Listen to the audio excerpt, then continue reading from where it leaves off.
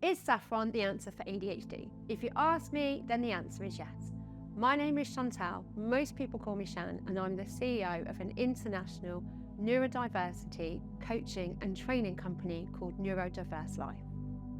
I come to you with over 20 years experience in supporting children, teens, adults and families with a whole host of neurodiversity needs and conditions, though I specialise in ADHD. I'm an ADHD coach, corporate and educational trainer, conference speaker. I have extensive professional qualifications in psychology, education, neuroscience, neuropsychology, and a real keen interest in neuroplasticity, as well as several qualifications in various therapies, namely MCT, DBT, and CBT. I'm a really passionate neurodiversity advocate with over a 20-year history of employment spanning across education, neurodiversity, law, mental health, and the public health realm. My resume includes roles such as being a mental health and wellbeing manager, a PSHE subject lead, assistant SENCO, working in school governance, PSHE framework development officer, where I designed the PSHE curriculum for Portsmouth in England. Basically, I eat, sleep and breathe the ADHD and neurodiverse world, and very much consider my life's purpose to be to support the progression of ADHD, education and knowledge for the future generations of ADHD. However, I was not born the CEO of Neurodiverse Life, nor was I born an attorney, an educator or a coach. My beginning was completely different. I was born more than 40 years ago, when ADHD was still widely known as hyperkinetic disorder, a term that originated in the 60s when many facets and traits of ADHD were misunderstood, mislabeled and misdiagnosed. Back then, neurodiversity as we now know it was unheard of, and the little of what was known was wildly misunderstood. As a ring of fire type ADHD identified in research I undertook with the Institute of Psychiatry in London in 2008, which involved brain scans and digital imagery, which actually took part of various studies at the time, I now understand why my ADHD was so outstanding even back then. You see, there are actually multiple different types of ADHD, not just the two most commonly known, ADHD and ADD, that we hear of today. As a baby, I was non-verbal until the age of 4. I would have wild tantrums, scream for hours on end and become exceptionally destructive, even bang my head on the walls on the floor.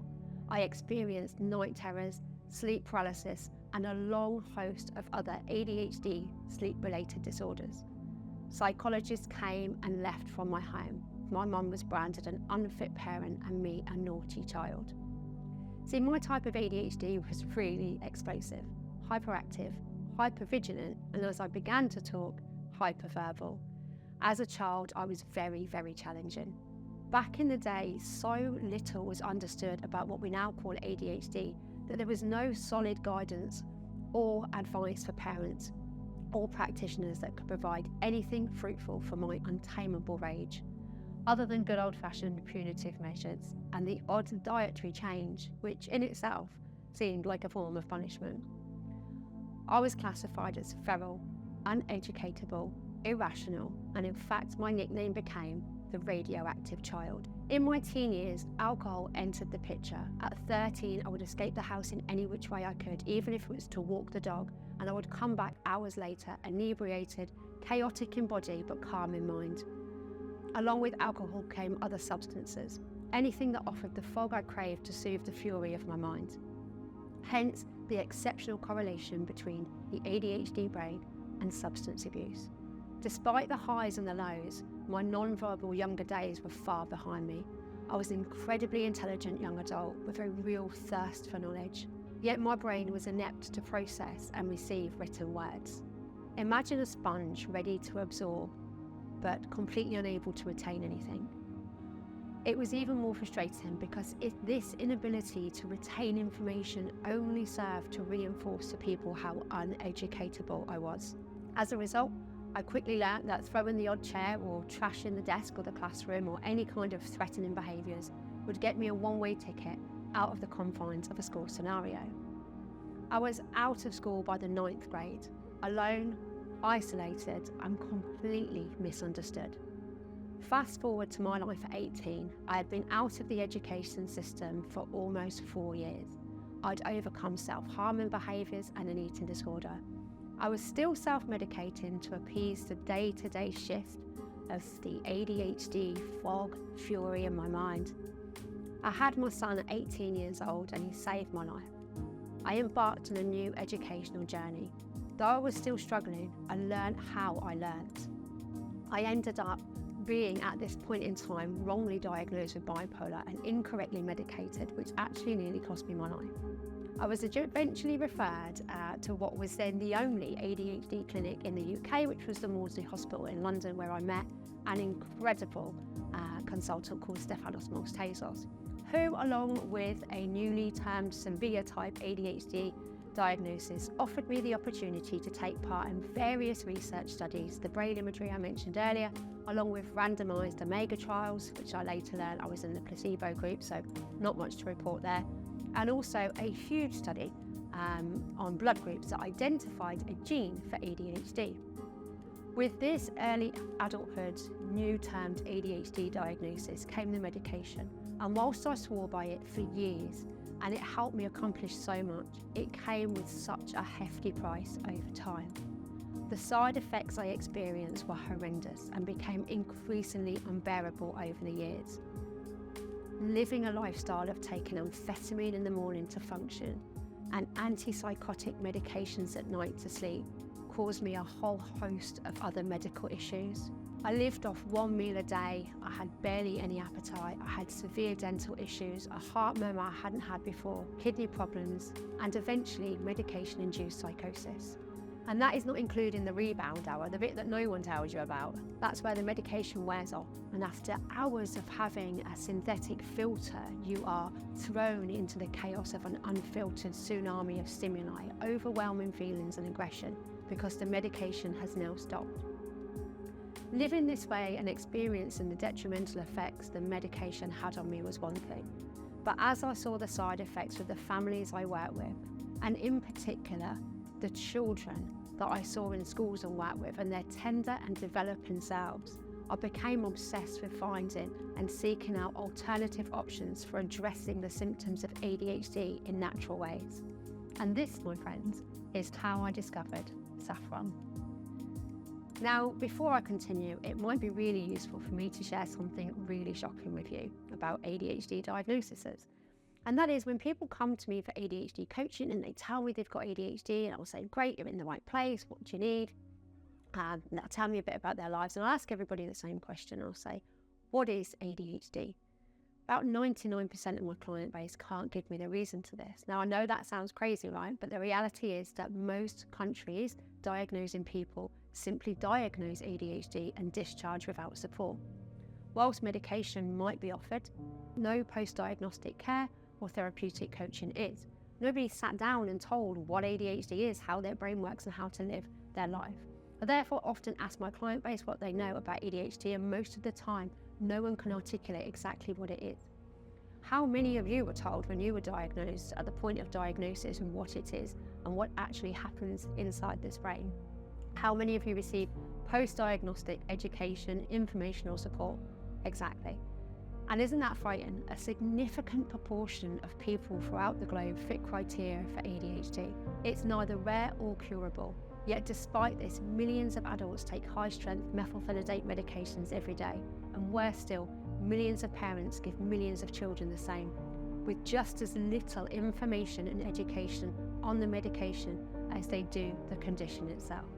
So let me allow you to fill in the blanks. What is ADHD? ADHD takes place in a part of our brain right here in the prefrontal cortex called executive function. Our executive function skills need two chemicals, dopamine and norepinephrine, in order to run 8 key areas essential for 8 key life skills: time management, organisation, emotional regulation, working memory, task initiation, so the ability to start and finish and switch between tasks, adapting to change, and metacognition.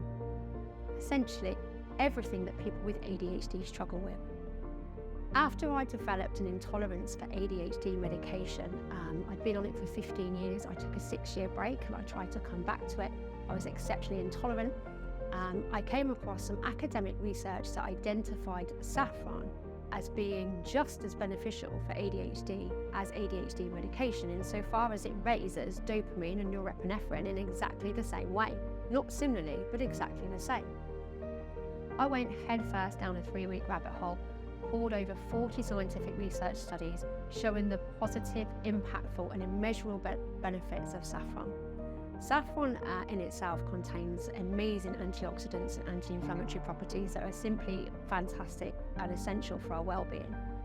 But saffron has properties that raise the dopamine and norepinephrine levels in the brain, which essentially is doing the same. It also raises serotonin and melatonin levels, so our happy hormone and our sleep chemicals, completely naturally. In both my annoyance and relief, I took to social media and posted a video with one sentence, and that sentence actually went on to change my life. Why isn't anybody talking about saffron for ADHD? I provided all of the information I'd learned on the plethora of benefits from saffron, along with loads of information about how under-addressed this was as a potential future alternative treatment. However, little did I know about the incredible production process this involves. To this day, saffron is still harvested by hand. This miracle flower that is known as the Crocus sativus actually takes 150,000 hand-picked flowers to produce 1 kilogram. Now, given how long they take to grow and harvest, this makes 1 kilogram of saffron almost $10,000. Days go by and I'm still ruminating over the fact that there isn't a natural alternative ADHD treatment that I can afford. It is available, but it's unaffordable. And it seemed impossible to fund. And a ping went off on my phone. It was an email from a saffron production manufacturer based in Miami, who had seen my post and was really keen to see how their product would affect my ADHD. That person was Yaron, that product was SaffPro, and that email changed my life. After some research into the SaffPro products and the company, I understood that this was the world's first 100% pure saffron gummy. I was so intrigued to receive it, although both professionally and personally, I didn't think it was going to do any good. I mean, I was 41 years old, an ADHD coach with severe type ADHD, and I have spent thousands over the years on natural aids and supplements. I didn't believe that there was one. So I didn't expect very much when I started taking it. I didn't expect it to be groundbreaking or revolutionary. My first thought as I ate the first gummy was, if nothing else, they tasted really, really good. And truth be told, I could have consumed the whole bottle there and then, if not for the jelly beans on the counter that completely distracted me. A week went by and I thought absolutely nothing of the gummies. I'd left them by my mobile phone at night, so when I woke up in the morning, I would remember to take them. Now that week, I had a really good week. I did not put 2 and 2 together at all. I was productive, I was on time, in time, focused. I was working as if I'd had medication, and having had medication previously, I knew what that felt like.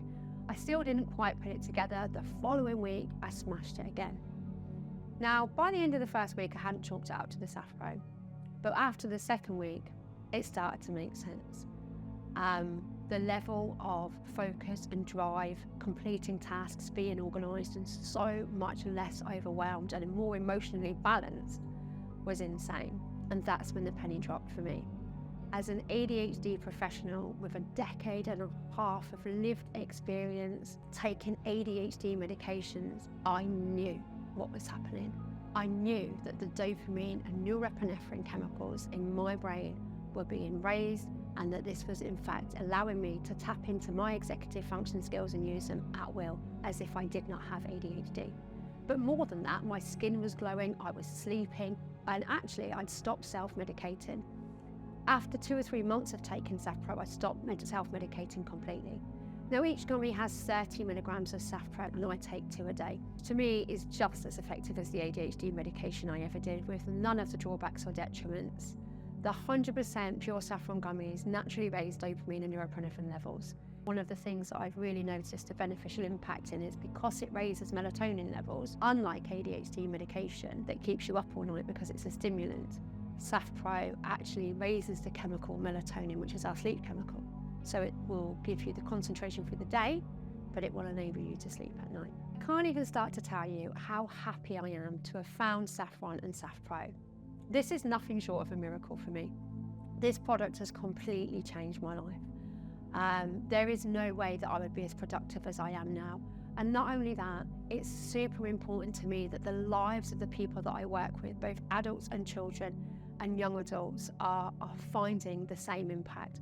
We've had testimonials come our way from schools, teachers, parents, children themselves. Finally, we are in a position where, whilst ADHD is becoming one of the most rapidly growing diagnosed conditions, we don't have to have millions, if not billions, of people on this planet taking methamphetamine medications because there's a natural aid out there. We've had testimonials from teachers, parents. We're looking to implement this into rehabilitation services. We've had private psychiatrist practices reach out to us. Around the globe right now, people are reporting incredible stories about the progress that they themselves and their children are making. In this day and age, no adult or child should have to put amphetamine or amphetamine-based or typed products in their body on a daily basis to function. Thank you very much, SaffPro, for this gift to the world.